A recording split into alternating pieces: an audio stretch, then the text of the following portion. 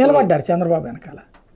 అంటే ఎంత స్థాయిలో ప్రయత్నించారు? ఎందుకు లేదు, అప్పుడు కూడా దాడులు జరిగింది. కాకపోతే తొలి 5 నెలల్లో కాదు, ఇలాగ అరెస్ట్ అప్పుడు పట్టాభిని కూడా కొట్టి చూపించారు కదా, అట్లాగే తన విజువల్స్ కూడా చూపించాడు కదా ఒంటి మీద గాయాలయ్యి.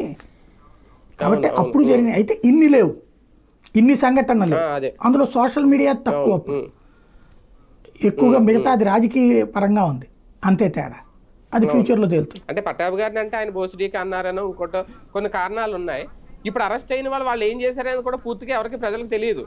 అలాంటి వాళ్ళని కూడా అరెస్ట్ చేస్తున్నారు, అలాంటి వాళ్ళని కూడా 3rd డిగ్రీ చేస్తున్నారు, అలాంటి వాళ్ళు కూడా చిత్రహింసలు పడుతున్నారు. నేను అనేది బేసిక్గా పబ్లిక్కి వాళ్ళని ఫాలో అయ్యే వాళ్ళకి వాళ్ళు చెప్పింది రైటా రాంగ్ అనేది తెలుసండి.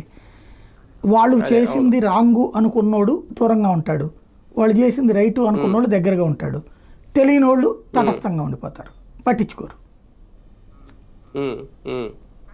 కానీ ఎంత జరుగుతున్నా జగన్మోహన్ రెడ్డి గారు ఒక ప్రేక్షక పాత్ర పోషిస్తున్నారు అనుకోవాలా వాళ్ళని కాపాడుకోవడంలో. ఇప్పుడు వాళ్ళ ఇళ్ళ, దాని పేరేంటి, ఇళ్ళ దగ్గరికి లేదా పోలీస్ స్టేషన్ అరెస్ట్ చేసినప్పుడు నాయకులు వెళ్ళటం, లేదు లీగల్ సపోర్ట్ ఇవ్వడం, స్వయంగా వాళ్ళ నుంచి ఏదో కుటుంబాలతో అలాగా అరెస్ట్ అయ్యి జైలుకి వెళ్ళిన వాళ్ళ కుటుంబాలతో కూర్చుంటున్నారట, గెట్ టుగెదర్ లాగా వాళ్ళతో మాట్లాడుతున్నారట.